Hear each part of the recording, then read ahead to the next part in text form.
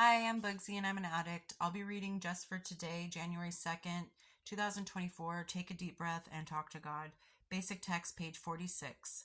Sometimes when we pray, a remarkable thing happens. We find the means, ways, and energies to perform tasks far beyond our capacities. Coping successfully with life's minor annoyances and frustrations is sometimes the most difficult skill we have to learn in recovery.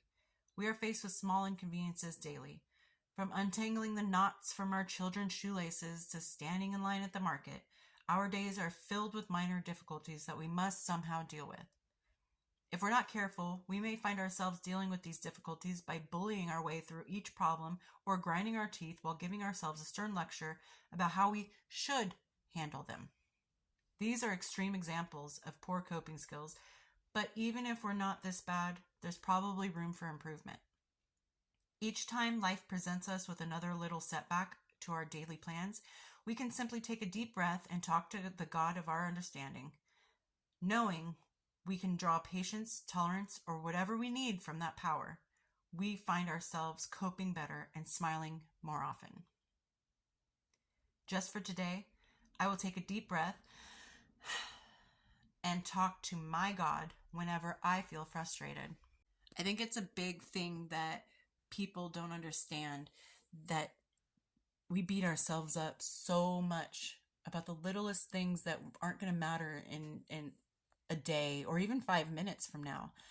And I think that people who can take a breath and take a step back in that moment and not let that emotion overpower that instant, I think that's a really strong characteristic that people can learn and build off of. Like if you're frustrated and you just have that in that moment, to take a breath. And I know it's really hard for some people to just take a breath for a second, don't automatically assume the worst, and understand that your reaction can have a consequence for something that was so minuscule and not even anything that mattered.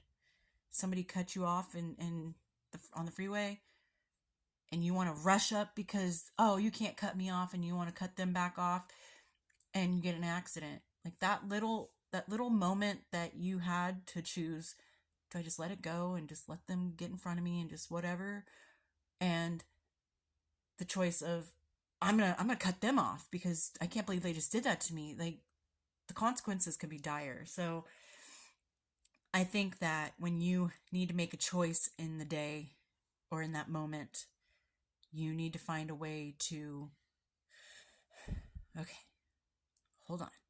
Let me evaluate the situation and let me act accordingly. Because if you overreact for something so small, sometimes that consequence is just far beyond being fixed.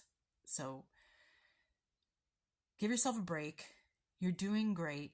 You worked very hard to be in this sobriety and this recovery.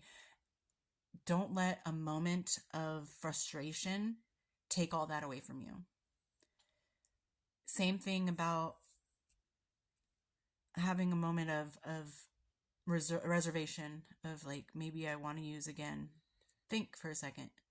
What brought you to recovery? What brought you to your sobriety? Because it wasn't something fun. I can almost guarantee that every addict has had a life that they wish they can erase and go back and fix because something bad happened.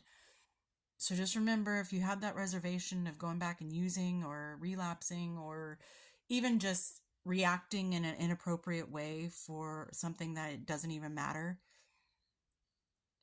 take a second to remember why you're on this road to recovery and keep yourself going the right way.